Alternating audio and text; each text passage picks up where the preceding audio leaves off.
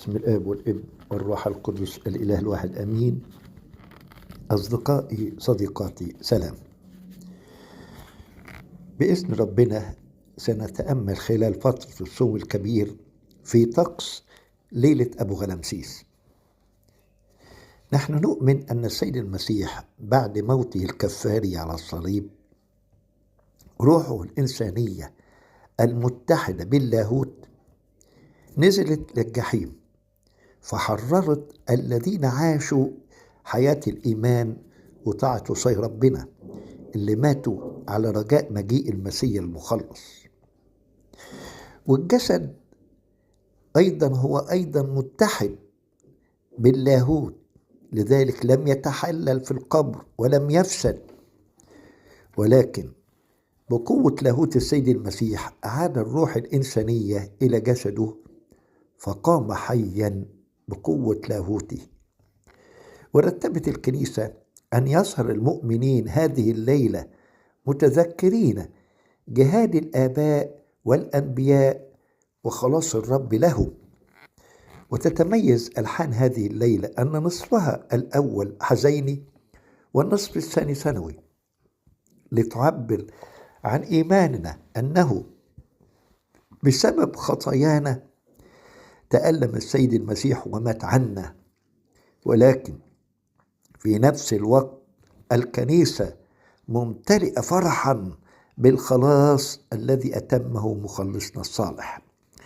لذلك يسمى يوم السبت سبت النور، لأن فيه أنار السيد المسيح على الجالسين في الظلمة وظلال الموت وأصعدهم إلى فردوس النعيم.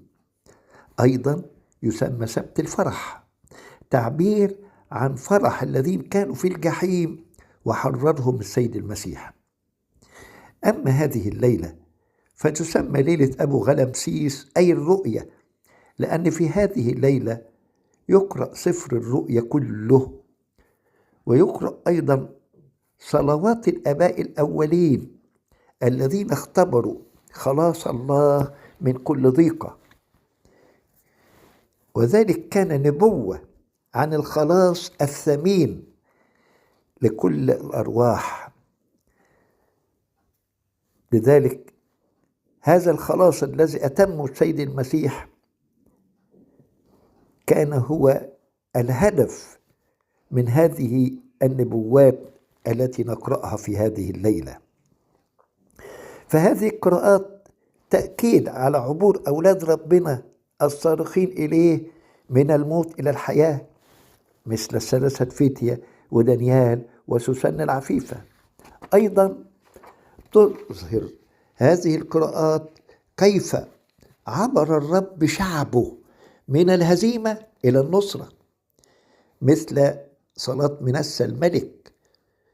وقراءات تعبر كيف عبر الرب شعبه من الأسر إلى الحرية، مثل عبور البحر الأحمر.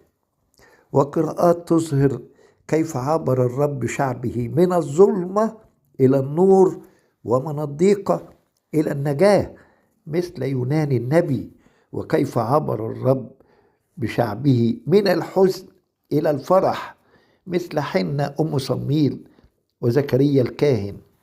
وهكذا ترتفع صلوات هذه الليلة المباركة، ترتفع بأرواحنا إلى السماء لنشارك القديسين الذين أدخلهم المخلص إلى الفردوس فرحين.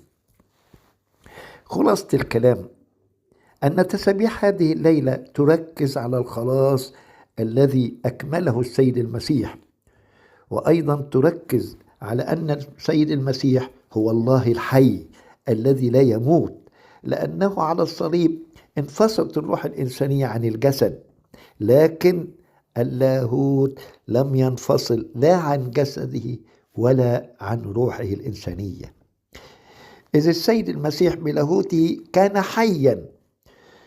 ودليل ذلك نزول دم وماء من جنب السيد المسيح الطاهر. ثالثا تركز القراءات على الفرح العظيم، ليس فقط للذين عبروا من الجحيم إلى الفردوس، بل فرح كل المسكونة بالخلاص من إبليس ومن الجحيم ومن سلاسل الخطية. إخوتي الأعزاء، إننا نسهر في هذه الليلة متشبهين بالمريمات الذين رافقوا السيد المسيح في صلبه، وبالتأكيد لم يستطيعوا أن يناموا بل سهروا، لذلك بكروا باكرا جدا والظلام باقي، وأتوا إلى القبر حاملين الحنوط. هكذا ينبغي لنا أن نقدم لمخلصنا الصالح توبة قلبية صادقة واستعدادا لحمل الصليب الذي يختاره الله لنا. أحبائي، ونحن سهارة مع المسيح الذي مات حبا، فلنجاهد لكي نموت عن الخطايا ونحيا للبر.